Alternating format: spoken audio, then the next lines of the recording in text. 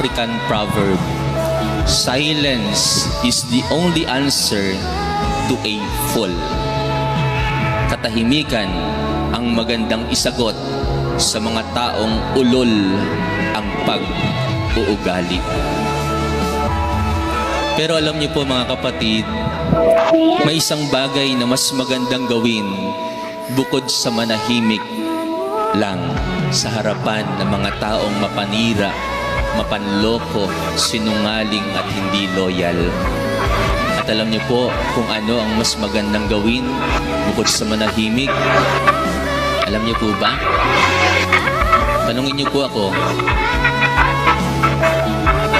Ang magpatawad, ang umunawa, ang habaan, ang pasensya, ang patawarin sila ng harap-harapan.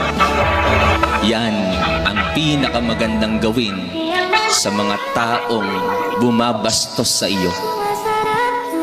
Patawarin ang kanilang kasamaan.